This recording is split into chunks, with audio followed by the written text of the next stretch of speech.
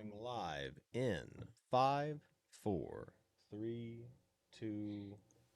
We're live. Good morning, Owasso. This is the Twins with Owasso Live, and this is the Morning Loop. Sorry, we were running a little late today. It's currently 8:07.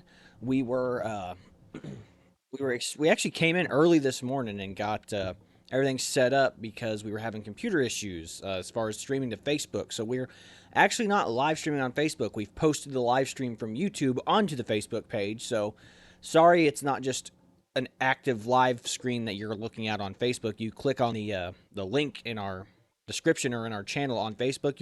It'll transfer you to YouTube where you can view the live stream of 169 right now. Now, it's not really going to be an issue because traffic conditions going into Tulsa are fair. Again, it's like what I've been saying the last couple of weeks. There's no one work on Friday anymore. It appears that it's just a leisure traffic going into Tulsa. Like no one appears to be. It's just not that steady, harsh flow of traffic that you get Monday through Thursday. So I don't know if Friday's just not a work day anymore for a lot of people. But with that being said, we're experiencing some technical difficulties with some of our equipment in here. That's why we're running a little late. Again, we came in early this morning and tested all was working then, and then we get in here now, and then our ATEM just decided to take a crap on us, so we were struggling to get things reset and up and running, hoping it would work. So again, sorry for Facebook going down threw us off our game. Yes, that's for sure. So I don't know if it's a technical thing with their streaming platform or if they're mad at us specifically for some of the stuff we post. I'm not sure. I don't know why. Nothing we say is that controversial. At least I don't think it is, but with that being said, sorry for the lateness and tardiness. It is currently 49 degrees outside. It's a chilly 49 too, so a little bit of wind blowing. It's chilly. Like yesterday, it was warm yesterday morning. Then that afternoon, I walked outside. I was like, wow, it got cold quick. So we are experiencing that low drop in temperature here. So just be advised. That's what's going on. It's going to be chilly, and you're going to want to at least carry a light jacket with you or like something like this, like a pullover. Now, as far as upcoming events locally, you already know what's going on. We've told you that multiple times this week. You got the art gala, you got the 5K coming up for the Owasso band on Saturday. You've got the golf tournament on Saturday. No, golf tournament's today. Oh, excuse me, the golf tournament's today. It's going on probably right now. It is. It started at 7:30. There you go. So that might explain why traffic's not as bad right now too. Half of Owasso might be out there playing in the golf tournament. Exactly. So good luck to those participating in that. Now, as far as national news, we got some interesting stories. One is a little depressing. So, if you don't know, if you haven't heard already, in North Carolina, a high school student was suspended for using the word and term illegal alien.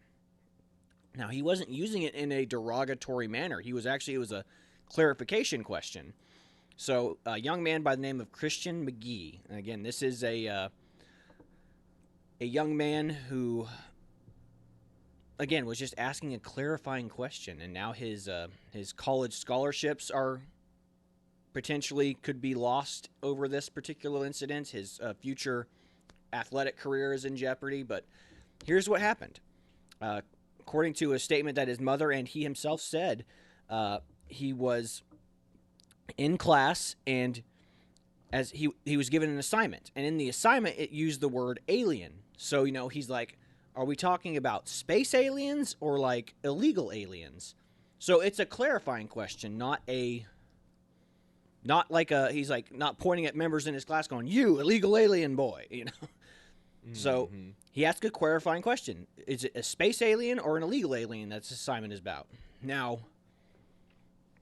of course, one student in his classroom took offense to this and got up and threatened to fight him right there. And he was sent to the principal's office. Now, not the kid that threatened to fight him. I haven't heard anything about him getting suspended, but his statement was deemed racist and derogatory to his Hispanic students in the school, and he was suspended for 3 days.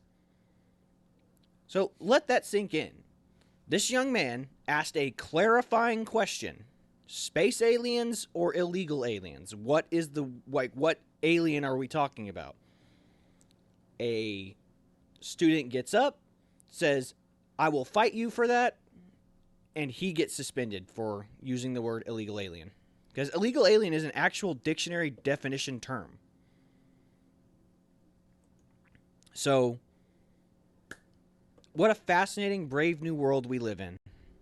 Words matter more than someone threatening to do violence to you. Hey, teacher, I have a question. What do you mean by alien? Like space alien or illegal alien? Kid gets up. I'm gonna beat the crap out of you. Teacher looks at the kid who said the word. You need to go to the principal. Other kid, thank you for your bravery and courage. Wow, stunning and brave. This is nuts. Absolutely nuts. And they're throwing it as a racial thing. Like, as we've talked about before, most of the people crossing the border are not Mexicans. And that's what it was Hispanic students that took offense to this. It was deemed racially insensitive to his Hispanic classmates. They just had a town hall in New York for all those African immigrants, those African illegal aliens. There's Chinese illegal aliens crossing the border and working here at marijuana growing farms here in the state of Oklahoma. Chinese illegal immigrants, a lot of men. So we have African, Hispanics, and like I said, not just Hispanics from Mexico, from all over South America. So the fact that this kid was the victim of being threatened with violence when he was asking a clarification question is ridiculous. I mean, he should get a good lawyer and sue the school district and get him set for the rest of his life. Yeah. Very similar to what was going on with the little furry event that we were talking about yesterday at that Nebo High School. Yeah. Said the principal was clearly lying about certain situations that were actually happening. Like I said, with the kitty litter being in the restrooms at the Absolutely. Absolutely. I was actually going to get, so you're calling back to that. That's actually perfect. So, the media will reach out and gaslight the crap out of us. And I hate that term gaslighting, but what they'll do is the media will call. So the mainstream media calls Nebo High School and goes, hey, is it true you guys put kitty litter in the bathroom for something, kids? And they go, no. And then the media goes, oh, wow, perfect. We have our answer. We appreciate you. Now we can throw that in right-wing conservatives' faces. Be like, see, we contacted the school. They said they don't do that. But the kids who we showed you the video of saying that they put kitty litter in the girls' bathroom, they said they saw it with their own eyes. Do you think the school isn't going to put together some PR person and be like, yeah, no, we don't have a... So there could have actually been kitty litter in the bathrooms. Maybe it was put there by the kids or by a teacher who wasn't told that that's a official school policy. But that's the thing. If it's not in official school policy, the school can wipe their hands clean of it. They can be like, no. We don't actually do that. Can you find a policy article that says that specifically? Can you find anywhere in an SOP that we have that we say we do that? No. It could just be a verbal one done between the counselors and the teachers that be like, yeah, no, we have these special kids that want to do this and that, and we want to put kitty litter in there. So it's not official, but there's nothing written on paper about it, but they're actually doing it. And like I said, maybe it's just the kids who are putting it in there, the kids who identify as furries, like, oh, we brought a kitty litter box for us to put in here. Either way, I'm sure somebody mentioned it to a teacher and they're just like, whatever. Again, Occam's razor. The answer that is most likely true is the one that makes the least assumptions. So what are we going to do? We're going to assume that all these kids that were complaining about the kitty litter being in the bathroom are all lying? All like 50 of them that were on camera that day? Or we're going to assume that it's a conspiracy put together by the kids like what the school is saying? That seems like more of a stretch than the fact that maybe there's some kitty litter in the bathrooms put there by the school or with approval of the school, maybe not in a unofficial capacity. Mm-hmm. Like one of the teachers did it, just out of, I'm going to be polite. Yeah, and with all these pro-LGBTQ teachers and trans rights teachers, is it that far of a stretch that one of them would put kitty litter in there when here in Owasso we had that weird guy who was teaching at the 8th grade center saying he had a closet full of clothes for kids that they could change into the clothes of the gender that they identified as? I mean, what a weirdo. What a freak. Here, kids, I have clothes that you can go in and change in my closet in my classroom. I'd be like, excuse me, sir, but that's how you get your butt whooped in a town like this. You have little clothes in there that my son can change into a dress? You have clothes in there that my daughter can change into like a boy? I think it's time for you to meet old Tom O'Leary and Jack Johnson right here. Yeah, it's crazy. But I've got the interview of that furry that even kind of advocates against how crazy it's gone pulled up if you want me to play that. Okay, so yeah, Chad has this interview pulled up, and it's with a furry by the name of Strudel. Her persona, his name is Strudel, and I was laughing the whole time I was watching this thing because it's just so ridiculous. Now, again, I told you yesterday, there are ones who do these, have, that are furries that are not like wild and crazy nut jobs. However, it's the same with the LGBTQ community. It's the same with the trans community. They're not all a monolith. They're not all there are ones that take it way too far. And if these people can't police their own community and say, you can't be a part of it anymore. But I mean, how do you tell someone that? It's like, I'm a furry, but I'm like the extreme orgy furry person, you know? It's like, what do you do at that point? It's like, well, they exist. They're just part of it, but we don't like them. Either way, the fact that even this person is like, yeah, I'm agreed to film me on camera. It's like, how weird is this, man? Like, just watch this journalist interview this. It is the most ridiculous thing I've ever seen. It's quite funny. So just watch this little interview that this poor journalist had to do to try to get an understanding of furry culture. And I am playing now. This is Strudel, a member of the furry fandom. Though they've been a furry for over a decade, they have their own opinions. It's crazy that it's escalated to this point where these kids are being so distracting to their peers that their peers want to stage a walkout, or to have, the next generation kind of muddy our name and not represent it very well. It is kind of disappointing.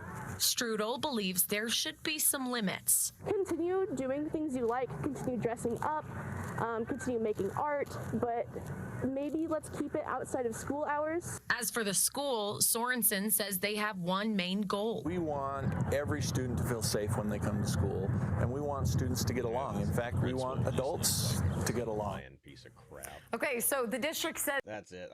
That was the video. It's done now. Okay. But yeah, no, that interview is one of my friends sent me that yesterday. I was cracking up the whole time I was watching it. But yeah, you just listen to these people talking like, man, I don't believe a word this principal's saying, and you get like, you understand, like you get a feel for this little furry person. Like they're just like, hey, they're giving us all a bad name. But the fact that these little, the internet is an amazing thing. It has brought groups of people together, like fandoms, like the Star Wars fandoms together. It's brought cosplay groups together. But then you get these weird little niche subculture groups that start springing up like, well, I'm actually interested and sexually attracted to furry animals. And you're just like, whoa, now we're getting into some weird territory here. But then you get other people who come together and like, yeah, no, I'm into that too. And then they make these little subcultures like these furry groups. And you have the ones who are just like, I just want to wear a costume and go out in public. Fine, whatever. But it's still odd. It's still weird. We don't have to accept that. But the fact that there are so many of them, like we have to pull up that Rainforest by the Internet Historian at some point and kind of go over do that. Maybe do like we react to that video. Deep react to that.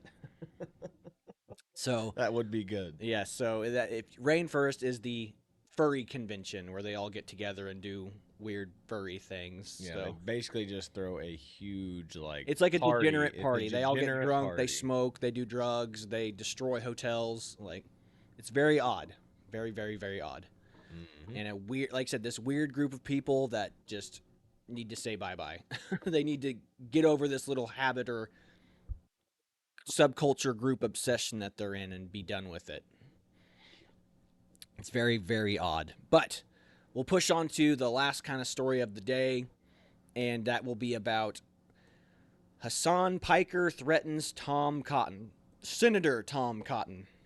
So Tom Cotton made a post about,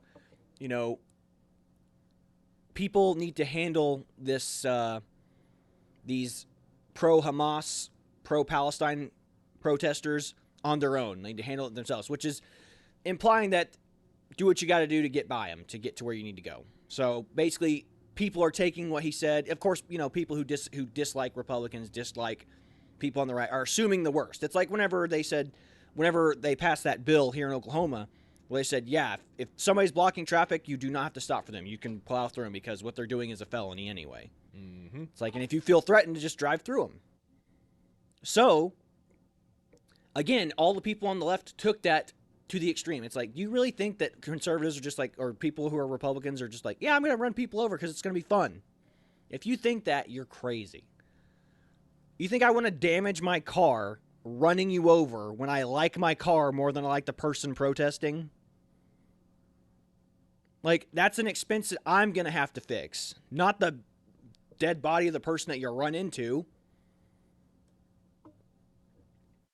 So it was a law passed in self-defense, essentially. It's like, use your car as a weapon to get through these people if you feel threatened. But of course, people on the left always take it the most liberal way possible, and they go, oh, this is giving a green light to conservatives and murderers to hurt everybody. No. You're taking it to the extreme. You're doing what crazy people do. It's like, I'm taking it to the extreme. They're just going to start running people over left and right. Well, here's a very easy, quick answer to that. Don't block traffic on the highway. Unless you've got a permit to do it. Which I know kind of defeats the purpose of free speech, but there are better places to go protest than on the highway. Like back in the day, remember that horse trailer the horse got out and the guy had to kill his horse because the bunch of protesters pulled him out of his truck and opened the horse trailer and let his horse out on the middle of the highway. Yep, on a busy highway. Horses are expensive animals, people. Very expensive, right? That was on like 244 in Tulsa, wasn't it? Something like that. Yeah. Somewhere here in Tulsa. So, going back to know for sure. Yeah, but yeah, no. So I know that Tom Cotton made the statement, yeah, take matters in your own hands to deal with these protesters, which if you interpret it very loosely and very liberally, it's like, oh, he's calling for violence. So Hassan Piker, we've talked about him before. He's that Twitch streamer who is a anarcho-communist, essentially. And he was the one that said, whenever he said a brave Mujahideen warrior blinded Dan Crenshaw, he said that America deserved 9/11. Thank goodness he's losing popularity. Last time we talked about him, we were talking about how he's dropped in popularity on Twitch. Like, he used to have 40,000 consistent people watching him on Twitch at a time. That's an astounding number. Astounding. Now it's dropped down to like 23,000. So that's a good drop. It seems that people are waking up to his grift. That's half his user base, yes, or watch base at least. So, and he's been having meltdowns left and right, talking about wanting to kill himself, wanting to commit suicide. And because he's being manipulated by these social media algorithms. His whole livelihood is based off of making money off of dumb kids and convincing them that he's the smartest, most passionate speaker about left-wing ideas. Well, that's what most people have argued about him right now, is the fact that his audience has grown up and realized that the things he's preaching don't make sense. Yeah. So what he's doing to get back into relevancy is doing crazy things. So he posted so Tom Cotton made this tweet, take matters into your own hands to deal with these crazy pro-Palestine, pro-Hamas protesters. And then Hassan posts a image, and it is the image of the same gun that a Japanese guy built to assassinate Shinzo Abe, the Prime Minister of Japan. It is that weapon. It is the blueprint to that weapon. And he posted it underneath Tom Cotton's post. So you don't have to really connect the dots to understand what he's implying. Now, he didn't say anything with the post. He just posted the picture of that blueprint. So he's skirting the lines of free speech in order to call for violence without calling for violence. Like, Hassan has always been this way. Like, when he was playing... he's a Twitch streamer, so he plays video games a lot, right? So he was playing a video game. He goes, somebody needs to assassinate Ben Shapiro. And then he pauses, in a video game. So he says what he wants to do, and then he says, in a video game, to obfuscate any real sense of blame or gravitas to his name. He's like, I don't want him to do it in real life. I just want them to do it in a video game. It's like, obviously we know you're saying you want it done in real life. Exactly. Said he's that type of person. He's trying to be the most extreme of everything. And when you're the most extreme, you have to keep one-upping to get your audience and keep your audience. Yeah. So imagine your brain is so warped by social media and algorithms, and the only thing that your livelihood is based off of keeping your audience happy, keeping your audience entertained, and you're willing to do crazier and crazier stuff in order to continue to gain followers and to it warps your brain. It warps your perception of reality. Because your perception of the world is your reality of the world, even if it's not true. When like other people look at him, like, this guy's a nut job. He doesn't see himself as a nut. He sees himself as a successful Twitch streamer. And he can just throw his money in your face going, obviously I'm doing better than you. I mean, literally, he would debate people like Charlie Kirk and be like, well, you're not more popular than me, so I'm obviously right. Clearly, that's not the case, but this is why people in the Biden administration invite social media influencers, ultimately useless people, to the White House. But it doesn't matter. These influencers, these social media influencers, Instagram, TikTok, YouTube, when they invite these people over, these are the people that your children are watching. These are the people that can have influence over your kids. They're capturing the next generation audience. That's what they're trying to do. Mm-hmm. They're trying to win your kids over before, you can have influence over them. Like, oh, this person's cool. I watch their videos and they vote for this person. That must be the right person to vote for. It's manipulation. Yeah.